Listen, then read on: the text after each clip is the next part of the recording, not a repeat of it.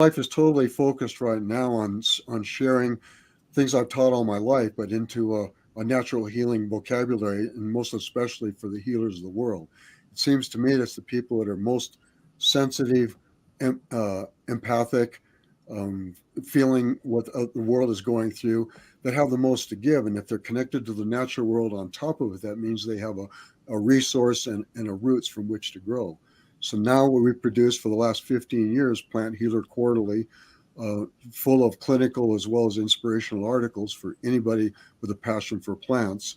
And in addition, we have this annual gathering every single year called the Good Medicine Confluence. And while not a normal conference by any means, it is this coming together of many tributaries of interest and people that are trying to impact society, mental well being, emotional well being, uh, community relations, are combining that with what it means to be connected to the natural world, to understand the plants in a deep and even clinical way, and be able to apply that love for the earth and love for expression in an actual beneficial, positive, effective, healing way. Wonderful. Now, you've been doing this event for a number of years, haven't you?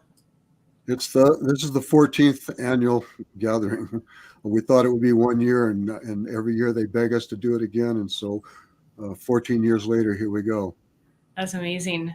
So you must enjoy it at least a little.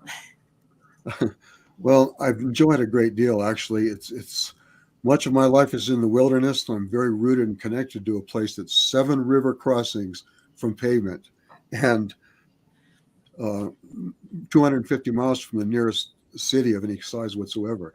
Wow. And so, you know, and often for many reasons, I felt unboxable, like I didn't fit into the right or the left strictly, the scientific or the spiritual strictly.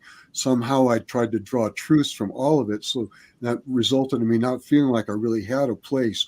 Uh, I couldn't be uniform in any situation or in any social group.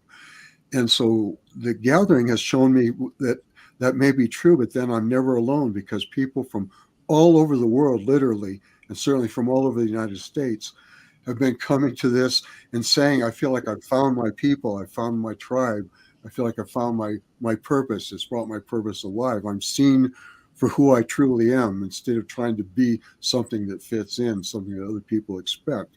And that allows them to be herbalists in all different forms. Then they can be artists of plants. They can be musicians of plants and healing. They can be, you know, medicine makers just for their family or for the community. Their work matters. If they come out of here only knowing 1, 2, or 3 plants and the basic actions and energetics for those plants, then they can find and experiment with ways of applying it, some of which are already established in the books, some of which may be new or particular to them and the clients and the friends and the family that they deal with. Oh, so many directions to go off already. It's wonderful. So that's held in Durango, Colorado, which I've been to Durango. It's just absolutely amazing, amazing Um, place. Tell me a little bit more about the location of the actual event. it's been important to us that we keep it in the Southwest, not just to make it within driving distance of our wilderness home. Mhm. I laugh about that a lot, but because there's a special energy here in the Southwest, it doesn't exist. Every bioregion, the Northwest that I so dearly love, the Southeast and the North Carolina, all the places that I've fallen in love with speak from a place that's particular to them. You hear whisperings of a biota, whisperings of previous cultures, whisperings of a way of interacting with the climate and the land and the rivers or the lack of. And this Southwest has been seen since ancient times as a place of spiritual pilgrimage. And it's also drawn some of the most amazing nerds and thinkers imaginable. And they're drawn because of its uniqueness and its beauty, yes, but it's not just that. It's somehow they are triggered while they are here to to validate and manifest and realize their dreams and their visions.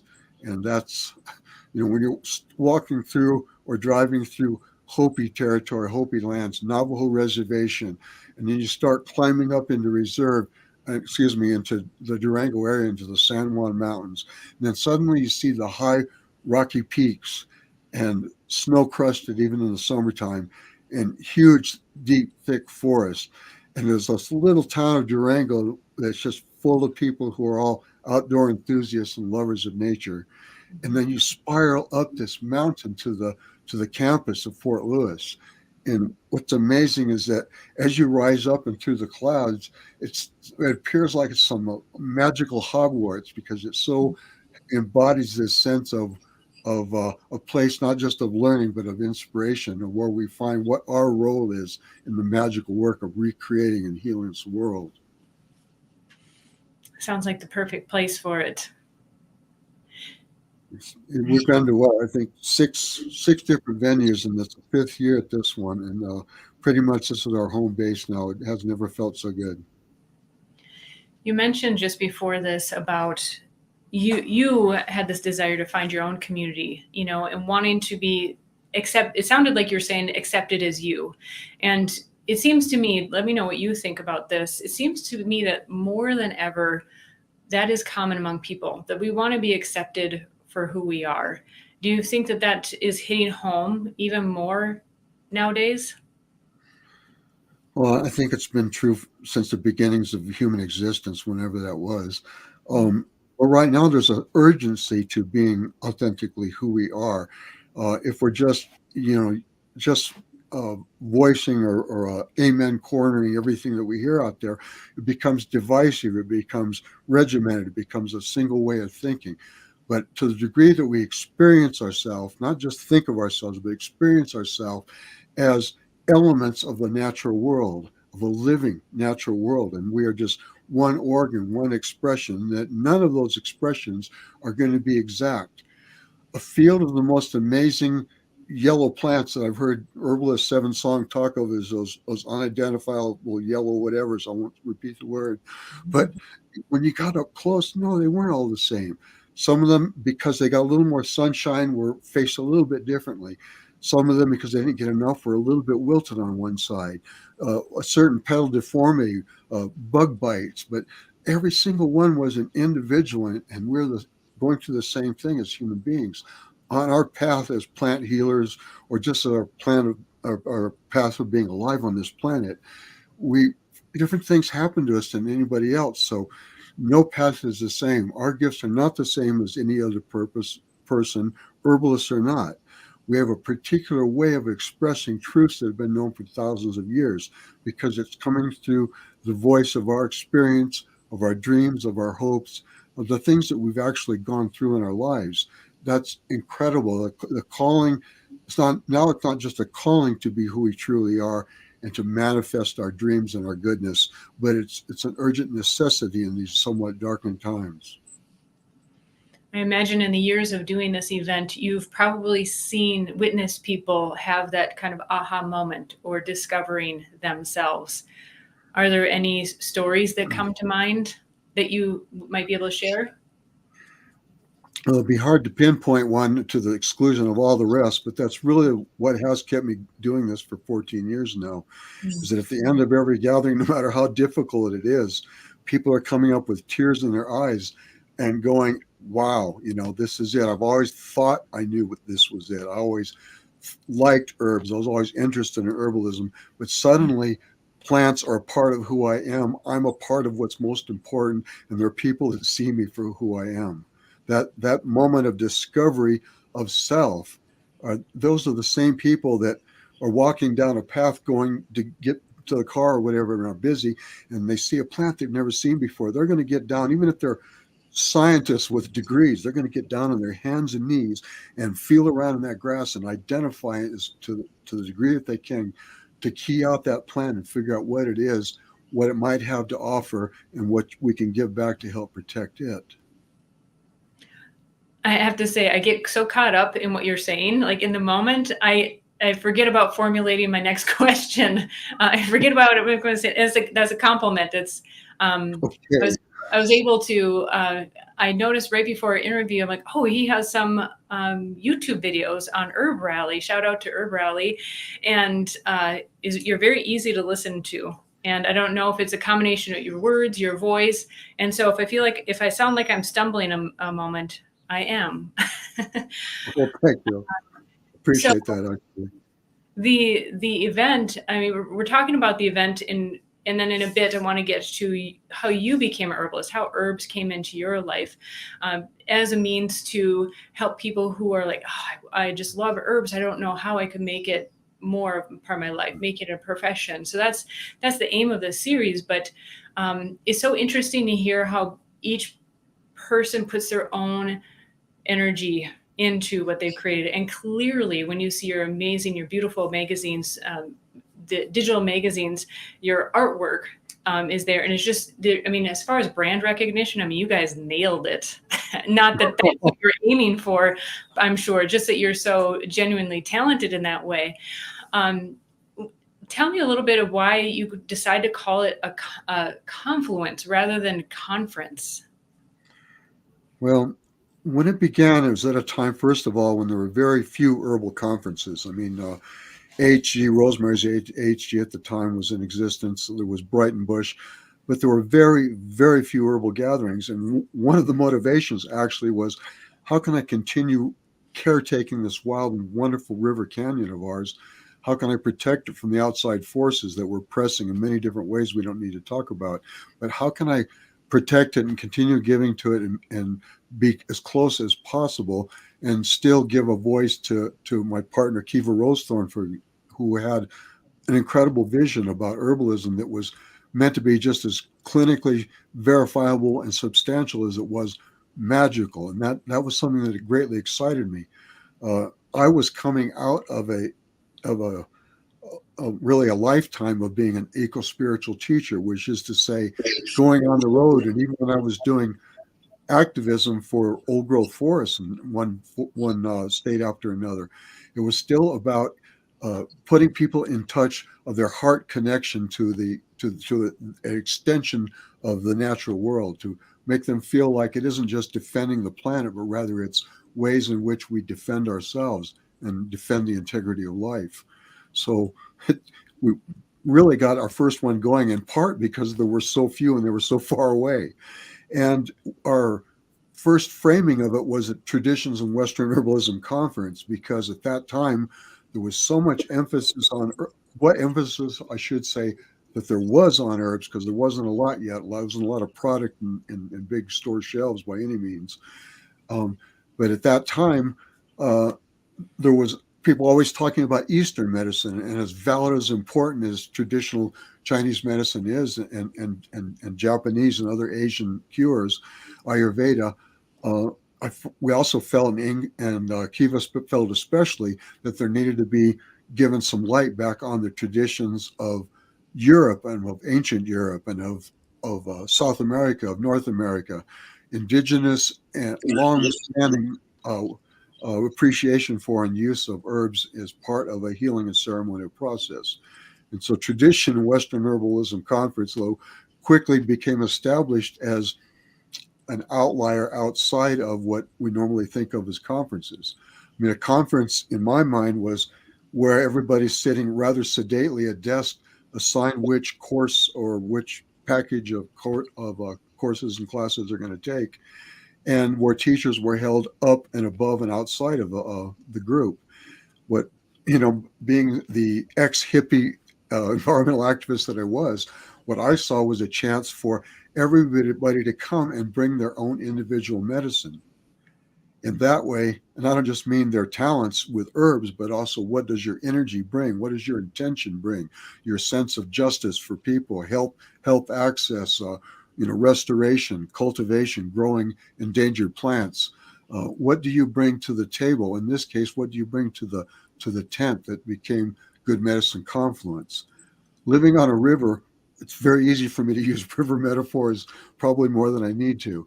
But the river that we live on, it only exists because there's all these little tributaries that have flown into it, springs that came bursting up from the earth with an earthen intention.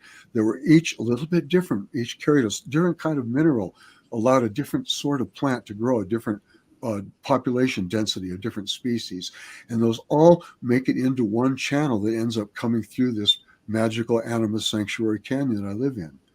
That is a confluence That's a coming together of different elements. And so the conference, and for me, the most effective forms of herbalism are not those which fit into the I'm a professional bracket alone. You can be a professional and still dance on the chair on the tables instead of sit in front of them. You can still get down on your knees and be amazed and have new discoveries. Uh, Professionalism doesn't prevent that. You can be where all you do is make medicine in your kitchen to the degree you can with the books that you've been able to afford, and yet you've helped your family, you've helped your neighbors, you've helped those around you.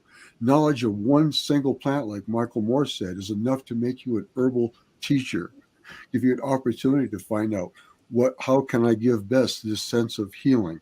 And if it shows up on people's bodies, if their conditions are better, if something that pharmaceuticals could never treat without drastic side effects, and they start feeling better, they start feeling more alive. The plant healer definition of health is wholeness. And thus, any practice that brings about an assistance to somebody's wholeness is a positive medicinal practice. So if you can help somebody with one condition, with one wound on their body, they're going to start extrapolating that and connecting it to what else. What else can they heal? And that can lead to make my marriage more whole, okay? Make my relationship with my children more whole. Make how I do gardening more whole, more holistic. How can I make a fractious binary culture that's right now battling over values? How can I bring them to some common ground and make society more whole? How can I make life more wholesome? What I hear you saying is, when we become whole, or more healthy, quote, that then we have that wholeness to extend out. We can then help the next layer and the next layer. Absolutely. And through individuated ways that we should always take pride in. I mean, the worst thing we can do is to downplay what little or much we know. I mean, they say, well, I worry about people acting like I'm a master herbalist, so I'm so important. What I see is a much bigger problem is that I'm not good enough herbalist. I'm not good enough to dare try to help anybody. That is wrong. We all have gifts, and how we give them is going to be individual and particular to us. That's what's so amazing about it. You have something to give, each and every one of you listening to this amazing series. You have something to give to the world, to give to other people and give back to the planet that's different from everybody else. Even if we all sang the song, we would all sing it a little bit different. We would dance a little bit different. It would come out of our mouths a little bit different. You have beauty and love to give. That's a gift that is yours and yours alone. Please believe in yourself and give it. Yeah, thank you for that. Made me forget my next question. So I'll go into one I wrote down because I had something coming off of that and then boop, just went out of my brain because that was such a beautiful message. So I wanted to do this series in particular, was looking for events. Well, first of all, we're coming into summer. And so it's event season. And at the Matthew Wood Institute of Herbalism, we specialize currently in online content. We've done in-person events before COVID and stuff, but we've just been so focused on curriculum. But we need and we yearn for this connection, this in-person connection. And I thought, well, I can at least interview people and get the word out about events, to encourage that connection, because there's really nothing that replaces it. There's not. I wouldn't be doing this if it wasn't for Matthew Wood. I mean, I don't shout out to Matt, right? It's so I was convinced to go to the Green Nations gathering way back in the early '90s, and Matt was there, and the sense of the green, that we'd entered a green room together, a green grove, a place of togetherness, and a sense of purpose was so amazing. So to know of your school and to hear from people the effect that it has on it is very gratifying to me personally. Well, thank you. Well, that's a wonderful segue too, to hear more about your history and how did you get into herbalism? It sounded like you started in activism, and did it flow into herbalism? Yes, and we keep, I don't know about we don't insist that people stand up and be arrested for the old growth the way they are right now to stop the war in Gaza. But we do ask for everybody to be activists in the sense of become active. Mm. Once you know who you are and you realize you have and accept that you have gifts to give, then make that real. Find a way to give those gifts. Find a way to do that. Start that herbal business. Make those plants in your own sink. Sell those plants and those preparations to people that need them. Teach others once you have some knowledge to share. And so it's activism in the sense of make it active, but it's also we're not in any way representing adherence to a particular dogma. Nobody there is, even if they're lettered and have got every HG and every possible diploma written after their name. It's people who still delight in this process of trying to make the world better and delight in the plants like a child would, with a big smile on their face, wanting to just play with it, and smell it and taste it. And that's what we're wanting to pass on. And that's probably what got me into it. I was at an Earth First gathering in the Jemez Mountains, and I was doing what I call deep ecology medicine shows, which is using music, indigenous elders, poems, and most of all, my shamelessly hippie rants about the importance of the earth. And somebody said there's a person that lives fairly close to here named Michael Moore. Michael Moore is an early herbalist from Arizona, well, from New Mexico at the time, who moved to Arizona. And he made folklore herbalism cool again. It was like, you don't have any diplomas, don't wait for it, damn it, do it. Sorry for the language. And Michael Moore said, yes, I'll be a part of that. I will come and I'll bring to that gathering. So there was the first mating of earth and spirituality and activism and herbs. A group of people who wanted to heal the planet biologically, the biota, the ecosystems, that wanted to save endangered species, plant and animal, with people who were attached to that biota and using that and feel called to use to that to help people with all their wounds, physical and otherwise. So that was the first mating of that. And within a year, the gathering was planned, and shortly thereafter, we had Plant Healer Quarterly launched. So that was the entree was my love of life, nature, and healing, and seeing how obvious it was that herbalism was not only a language for how to make the world a better place, but a means to do it. Mm. So cool. Now, what I understand too, Kiva plays a significant role in all this as well.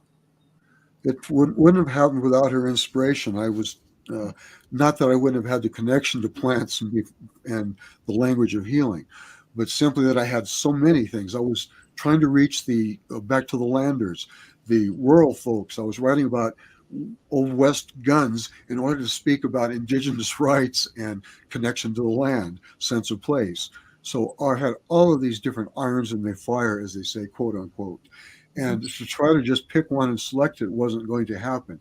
But she was such a good herbalist from the beginning, so drawn to herbalism as a practice, and had not yet had a voice. Her effect on everybody she met was so powerful, but she hadn't found yet the means for that voice to reach out. So I was determined that I would give that. When we started the gathering, she said, do you have any experience in this? I said, well, I've been paid to speak at a whole lot of gatherings, but no, I didn't have any. But I don't know enough. I'm not intelligent, reasonable, rational enough to not think I can do the impossible. And maybe that's at the heart of the work that I've done with Kiva, the work that I'm doing now, and really the work of herbalism in general, is that your parents might not approve of it. It might not make you as much money as you could have made doing something else with your college education. You might never get a college or official education. You might be struggling to pay the rent on that local apothecary, but doggone it, it so matters. It is so wonderful. It is so needed, and it's so beautiful. Yeah, it truly is. As each year we've gone on in the Institute, as we've gotten to know more people also through the Institute, or I should speak for myself, those experiences, what you're saying, it is very heartwarming. And most of the people I've only met through email, especially in the beginning. But boy, it's amazing how much you can connect even just through some written words. It's a weaving, and I think of it as the warp and the weft. But I mean, all of life, all of ecology. You don't need to eat magic mushrooms to know that is interwoven. interconnected. You pull on one strand and all of the world feels it. The leaves shake on the other side of the world. And that's what we're trying to do with this particular kind of medicine. The gathering uh, reinforces through personal, because you get to actually breathe in the other human being. You get to be in the presence of and activated by another person who's going through a lot of what you're going through. Maybe they don't fit in either. Maybe they're also struggling financially. Maybe they've been told their work doesn't matter or that they aren't good enough. And so they're reminded that indeed that isn't true. You do have a people, you have a tribe, you have a gift, you have a purpose, and we can all feel it and look alive. So that energy is built up so strong that for the entire year afterward, people, it wasn't like a music festival where you got really stoned on being around great people and then it's gone. Instead, people have stayed in touch with each other. They felt the people that they didn't stay in email or other touch with. They connived together. They made plans for how they were going to rock the world over the next 12 months. They allied. They found out. They exchanged recipes and who's got the best plants or who's growing this endangered herb and where can I get it? Tips for the garden. And so they became a tribe, a family, and that lasts long after the gathering. So that's the one thing that being in person can give that nothing else can. All herbal education is meant to weave us together. Our greatest purpose is woven together. And if we have an opportunity to go to a gathering, and I don't mean just the Good Medicine Confluence by any means, if it's just a gathering of people at your local apothecary, if it's a 30-mile drive away to a small bioregionally focused, local focused gathering, get with other human beings that see and value what you value, and let that feed your studies. Let it feed your sense of anxiousness to read the next herbal book. Let it feed your adherence to and excitement about the classes that you're taking at this institute. Great advice. Yeah. And it's so exciting. I think people are really itching to get out and get together. So there's extra motivation for sure. And we need the joy of it. I'm telling you this, well, you know it. I mean, we've got to not only get out and do something fun after doing herbalism, but we got to put the fun back into herbalism. You know, it's the times that we're facing right now with the amount of the protests, the violence that is going on the campuses. I'm sure you're aware of what's happening to the wilderness while we're busy with the human conflict, that what we're doing to the planet is incredible. The climate change that's the result of human action and human inaction. All of these things are so important but also so dark. And here's a chance to step into the light of the grove, to step out in the chiaroscuro, to re-engage, to feel our roots down in the earth, tingling us like a lover rubbing our backs, to get out and be excited with other human beings, drinking our botanical drinks, and celebrating, because we have to do that. That's the balance. If herbalism is bringing us back to balance and wholeness, then it's crucial that we give to ourselves that balance. We're giving back to ourselves that joy. You're wonderfully poetic, and forgive me for getting too linear here. I'm just trying to help the new person, or maybe not so new, but wanting to see their path, right, in herbalism. And certainly one of the things, no, I'm not going to prelude in that.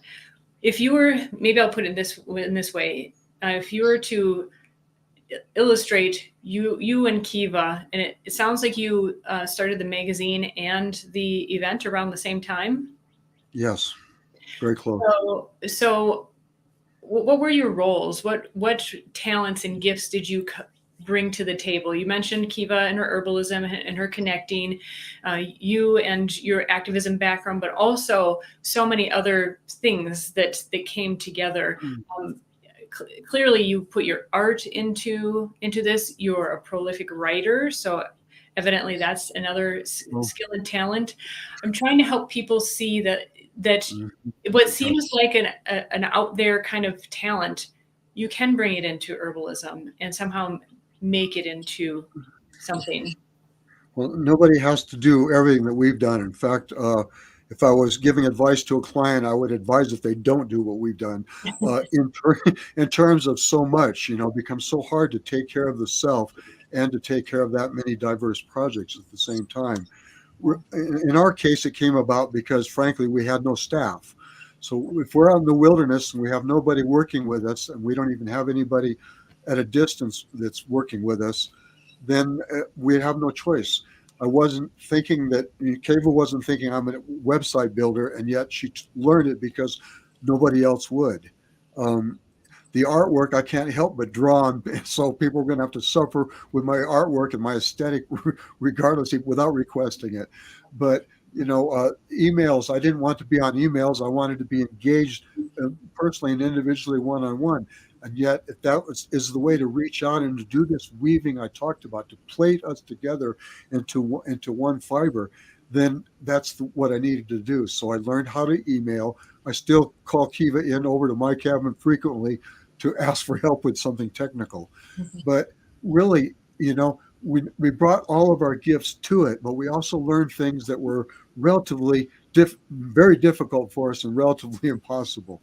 Looking back on it, I don't even know how we pulled it off. So I would say two things to your question.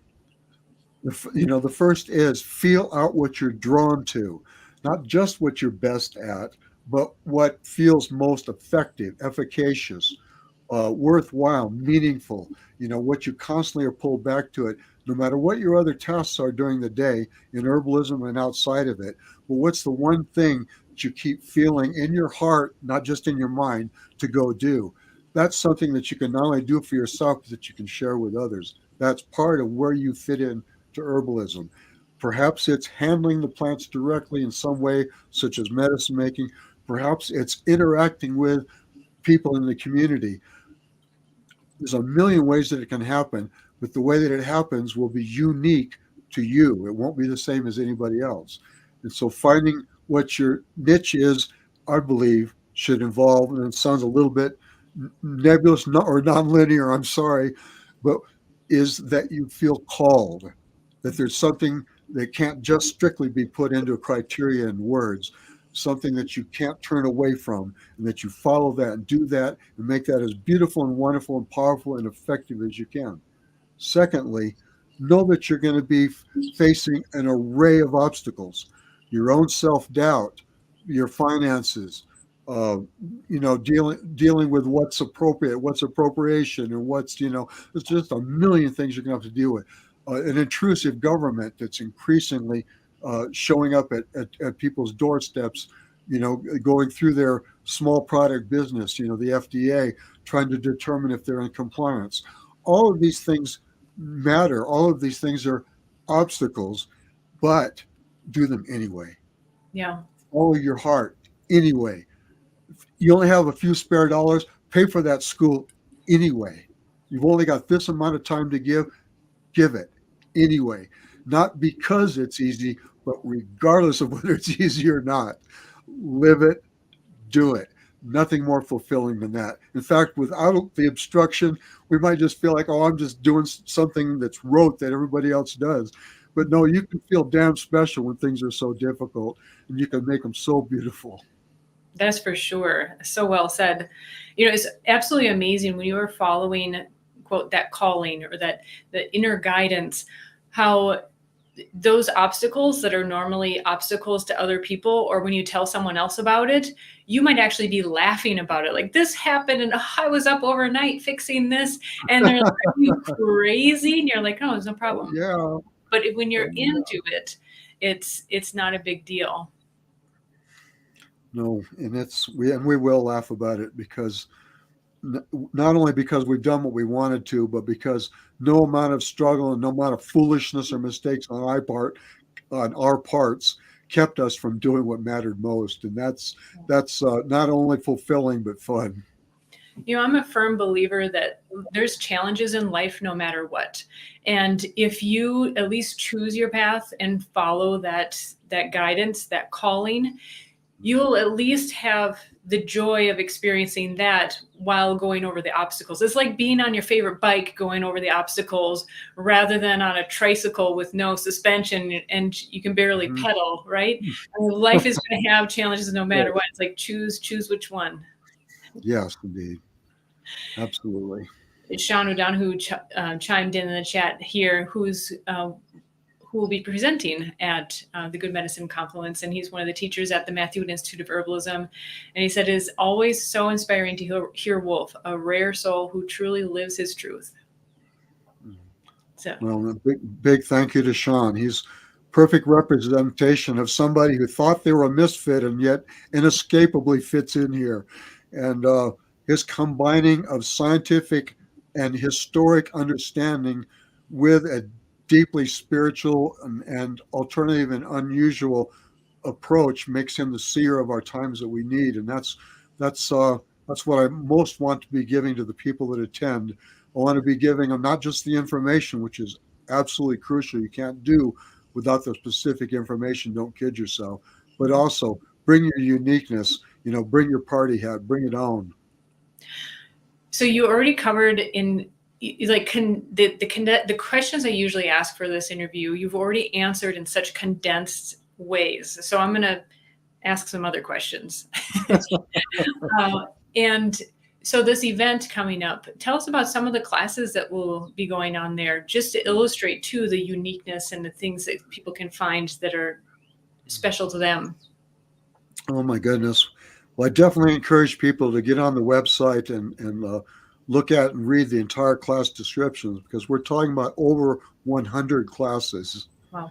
5 at any one time. There's 5 being taught simultaneously. So there's a balance in every single time slot of practical and spiritual, of earthen connection and down, get your fingers dirty, growing and cultivation, how to run an herbal business and how to face the despair in one's life, how to contribute to emotional well-being of the people that we work with and the people that we care about around us. We've got plant walks. We've got a big masquerade ball dance to just shake it and throw it out on the last night of the 4-day gathering. So really what we have is this multitude. It would be hard for me to point out individuals, even though I'm very tempted to, just because whoever I left out, I would be sad about it. I'm literally talking about 43 people bringing something different to this magical potion. Take any one of them out and the effects of that drug will be just a little bit different. And it's just wondrous what each and every one of them is bringing, not to the table, because we're going to push the tables aside and dance. Do you teach classes as well? I do. I used to teach several, and now I find I'm so busy trying to make it all work, the experience for everybody, that but I do one. I promised I'll always do one. This year it's on misfits and hedges.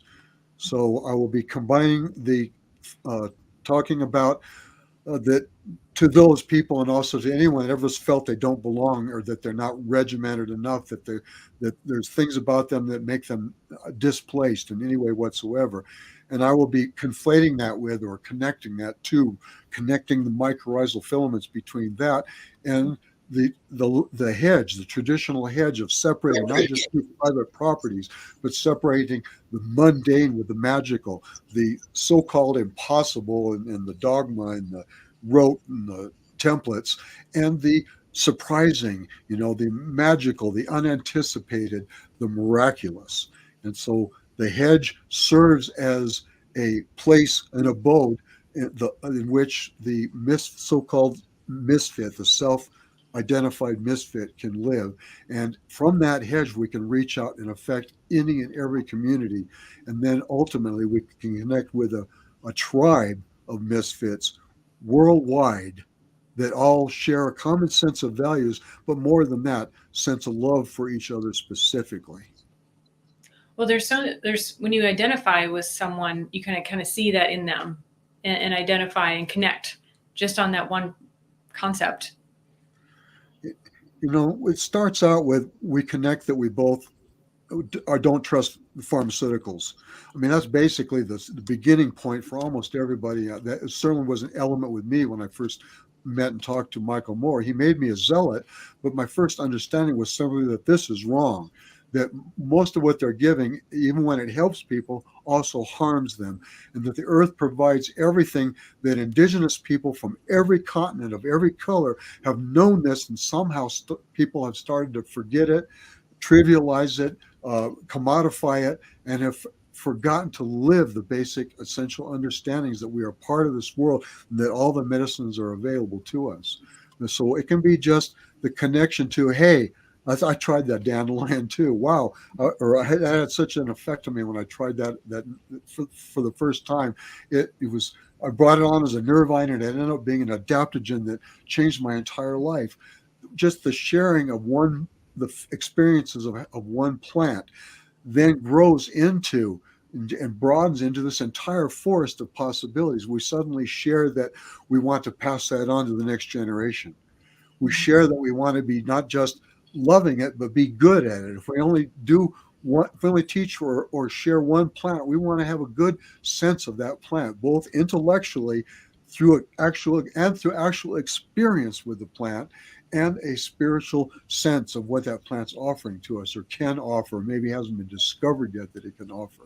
And so that combination is what's essential, I believe, to folk herbalism evolving into not just a force that maintains that information I talked about, leading all the way back to the earliest primates using plants for an upset belly, but also leads to a weaving of possibilities for the future.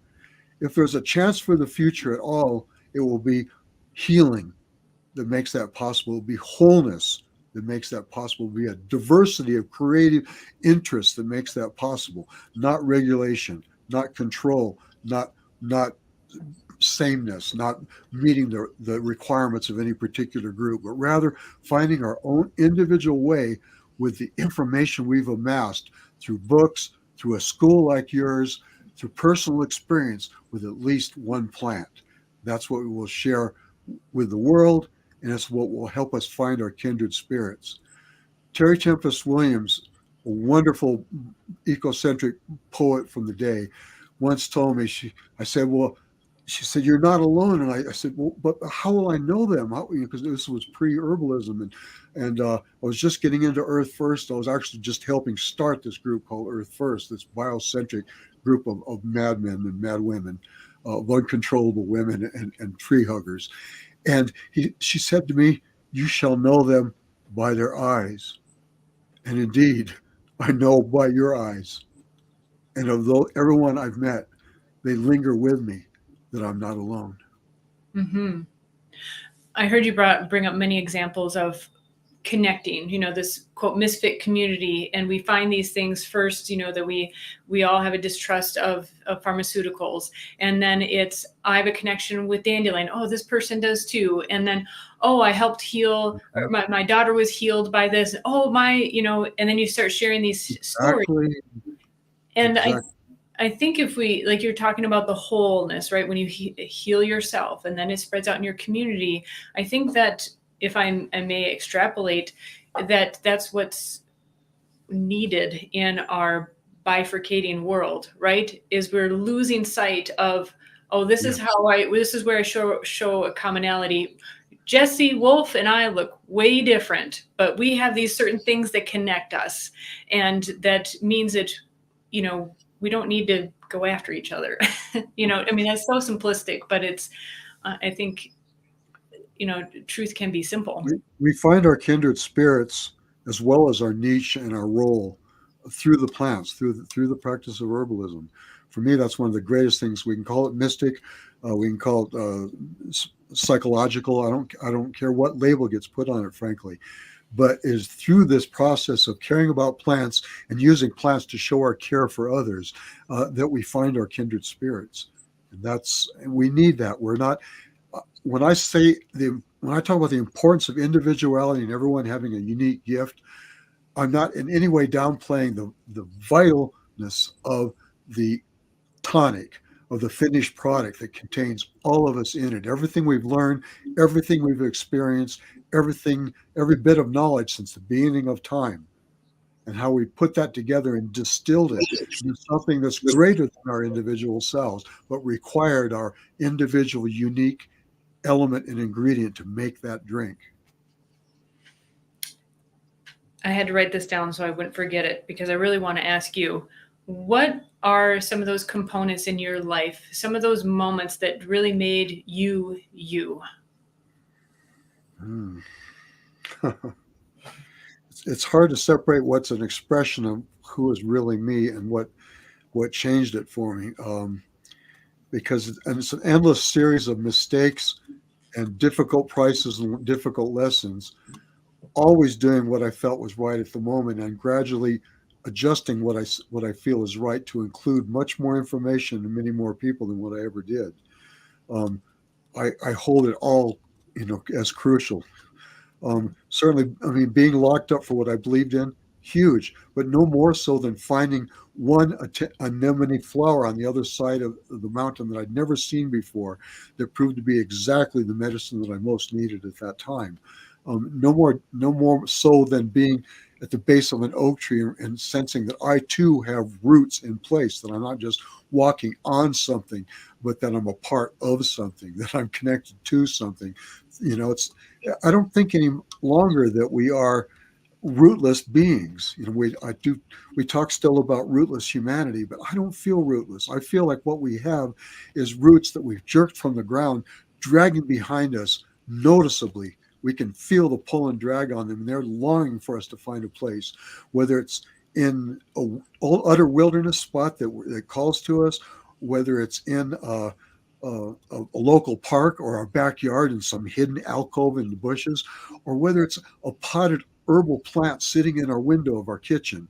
And that potted plant speaks to us in this way that tells us not only is there a being that's other than us sitting here making medicine on our windowsill, but it's a reminder of that I'm a part of that. That's part of me. That's my relative. That's part of my purpose and of who I am. That's my responsibility is for me too to be that rooted, to have that much medicinal power, to be focused towards the sun no matter how dark things get. What do you think uproots us? I think civilization uproots us. I'm certain it does. That's not to say that I have a solution for how we become neo-primitive immediately. I'm not ready to give up my headphone DAC, frankly. But in the long run, it is our technology, our social media, basically our civilization that allows us to become crowded together without ever touching and knowing anybody. It allows people to be in a packed building and never have met their neighbors. It allows people to walk past planted a potted tree and not realize that there's any trees at all in their city to tell me there's no trees in New York. Yes, there are. Just look. That's made possible by a civilized paradigm. Say opposite of rewilding. It's us becoming so inured to the gratification that comes from our social media or our technology or this excellent camera and microphone that I use. The way that I reach the world is through the internet. I couldn't possibly reach it from the wilderness without this machinery. And yet, I must accept that the machinery has made it possible for many people to forget that they're not just the amount of likes they get on social media. They're not just what other people want them to be at the workplace. They are a unique individual that's rooted to a planet, whether they recognize it or not, that has a purpose at least as beautiful and wondrous and positive as what that plant purpose is on this earth. It's an interesting conundrum in a sense. It sounds like your business is primarily technology related. You do a digital magazine, and there's a lot of technology incorporated to make all that happen. And of course, the Institute is fully online. And there have been points when I've been typing away in the background and my shoulders are all up here and my neck is achy, and I'm thinking to myself, well, this is kind of ironic, that we're teaching about being connected with earth, and I'm like trying to schedule in when I can get out for a walk. Oh And my goodness. Yeah. I was going to ask Embrace the irony, girl. so how do you does it just help being so out in the wilderness to or share a little bit of how? Oh, certainly, certainly. I mean, because, I spend way too many hours on this machine, but I would say that my 6-year-old son, Wolfson, and this river wilderness and all the life that's in it, the mating cougars and the blackhawk calling me to get off this machine and come outside. In all cases, both my child and the natural world, I should say, it's not particular to this place, is endlessly calling us to come outside and play. I remember some show from my early childhood where they talked about, can so and so come out to play? Well, that's what the world's constantly doing to us. It's constantly saying, can you come out and play? And they don't mean just outside and off the computer. That's certainly part of it. We loosen up those shoulders, get physical, move around, do things, plant a garden, have an effect. But uh, it's somewhat more than that, because it's like, come out and have a good time. Come out of not just your home, but out of your preconceptions. Even if you wrote the textbook on herbalism that everybody follows, come out of that box to discover something new. Find a new application for a medicine that you already knew a bunch of uses for. Find a plant that you hadn't discovered and worked with before. Come out of all boxes and come out and play. Mm-hmm. That reminds me of a book I read years ago called The Artist's Way by Julia Cameron. And Mm-hmm. a lot of artists read this book, but a lot of people, not quote unquote artists, read it as far as being able Applies to to everything. cultivate your creativity. And I've seen a lot of spin-offs. I'm rather Capricornian. So thank you for playing with me here. I'm going back and forth here, but totally love and get the Matt's herbalism, right? The spiritual aspect of herbalism. There's a podcast, by the way, how the three of us met and how my husband and I, Matthew, met. So anyways, that's another podcast, but we're kind of, the three amigos, very different roles. Anyways, as a prelude into how I got into the Artist's Way, this was years and years ago, but it occurred to me later as I'm typing away hours and, putting stuff together online, that it's so interesting how we need to be reminded on how we naturally know how to be. And what I mean is, in the Artist's Way, she talks about artist dates. And so one of the ways to cultivate your creativity, if you feel like you have writer's block or some kind of block artistically, first of all, she encourages what are called morning pages. So if you're a writer, you write every morning, no matter what. If you're an artist, you draw no matter what, even if it doesn't seem to be flowing. But another principle that she talked about is you have to, I believe it was weekly, get out. Get out of your office, get out of your studio, get out of wherever is your quote, workspace or creative space, to get that inspiration from elsewhere. And it's so interesting to me. I think a lot of our help books like that are reminding us of things that, if we just followed that inkling inside, we'd probably find ourselves going on a little trip or going outside and cultivating that for ourselves. I'm glad herbalism isn't more accepted. I'm sorry to say. I'm glad it isn't more official. I'm glad to say, because herbalism right now, it's seditious. It's truancy. It's sneaking out of the classroom window. It's not that it wasn't important what you learned from your textbook, but you can read that at home. It's important that you find ways to use what you're learning. What are you learning in school? How is that useful to the world? How is it useful to somebody else, or to a plant, or to the ecosystem? And so that's what I meant by activism, really, was that we're still an activist community, in that we may not be asking for people to do so-called typical activist stance, but we're asking for is that they make everything active, and that includes following their childlike hearts to what they believe in and are attracted to and love, to be re-inspired, as you say, to be re-inspired like breath, inspirations like taking in breath, to take in from the world all of the possible elements and putting them together into a new kind of product, a new kind of way of being.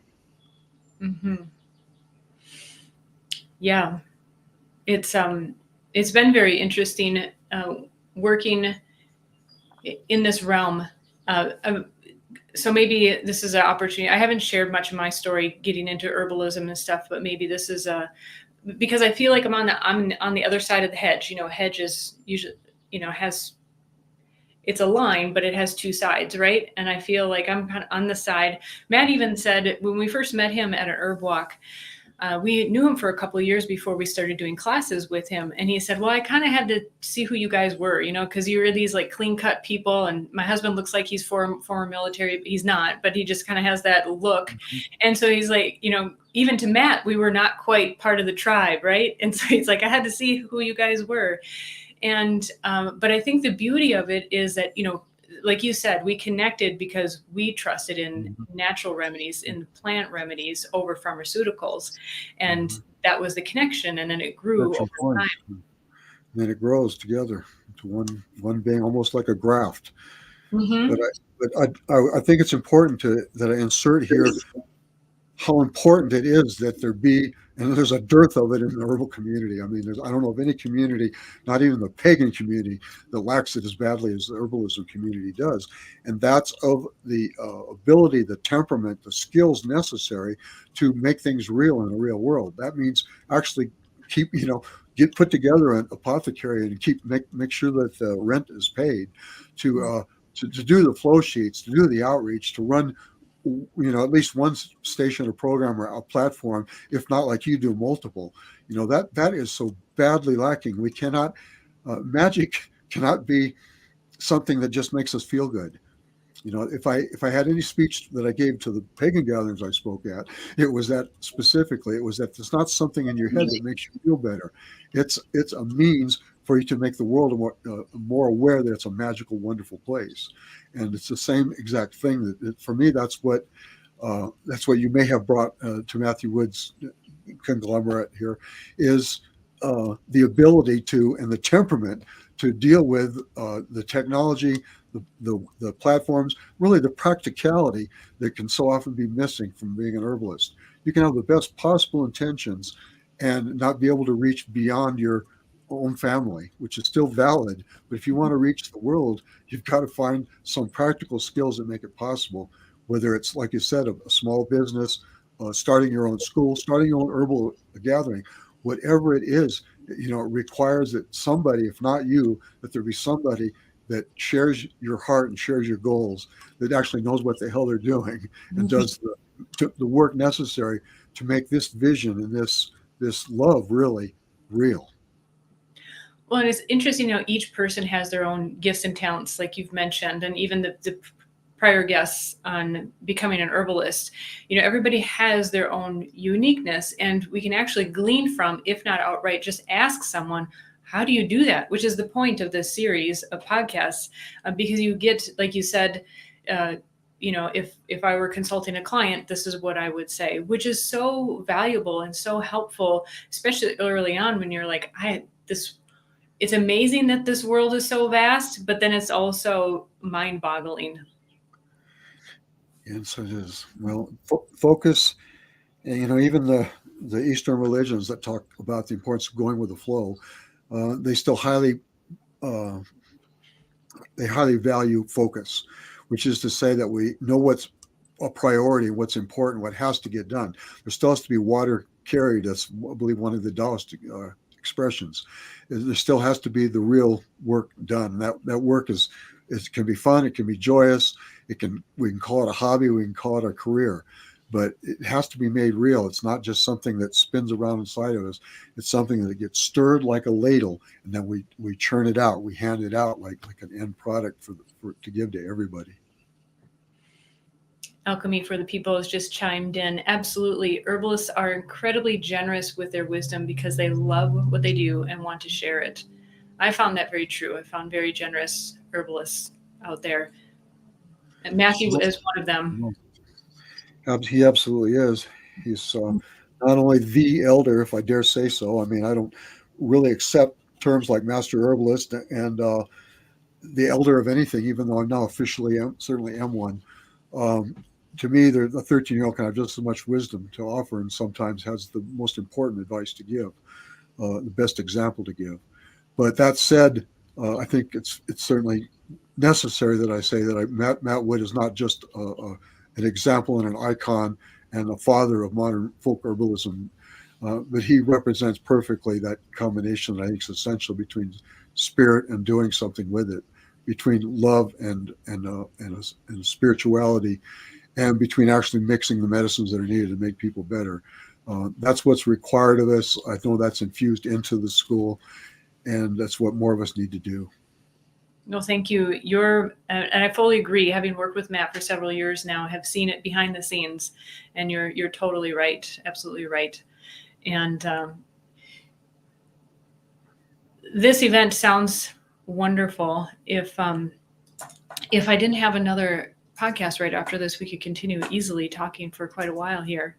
But your Good Medicine Confluence is coming up July 10th through the 13th. I hear there's also a bonus day, an event. Yes, we so many people want to do extended things, so we ended up with 4 different experiences for Sunday. So there's a bonus day. People can take a long walk to a piece of property, a Turtle Lake Refuge, that's all about herbs and bees and restoring the land with fungus. They can go on a long plant walk to see the biota of the San Juans and the mountains around it. They can have an experience. Pignon Pete will be there with he's got a special machine that translates the vibrations of various plants and trees into a sonic wave that you can hear, and does some absolutely incredible stuff with it. He used to work with Paul Winter. Now he's off on his own branch, so we say, far out on the tree limb. And yeah, it's 4 days of opportunity to learn what matters most to you, what you feel, most drawn to, and to enjoy yourself so that you will make connections that will last you for a lifetime. It's been a pleasure, Wolf. Thank you so much for making this time and all the effort it takes in your remote area to make this happen, especially. I imagine some device that you're, turning the gears just to connect up to the internet. So thank you. It's been a pleasure, and look forward to seeing you around sometime. Indeed. Well, you were invited to come see us in the wilderness, whether he looks military or not.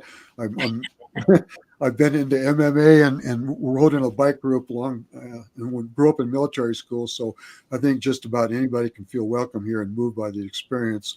I also do invite you to come yourself to see the gathering, to see the ways that it affects you, not only to give whatever it is you have to give. Thank you. We have, just so it doesn't seem like I'm passing it out, we have some family that we're looking after health-wise. If it certainly is in the cards and in the stars, we'd love to be there. Well, you'll be my guest if so, and I'll fill you in spirit if not. Thank you very much. Such a pleasure. Until next time. Thank you. Bye-bye.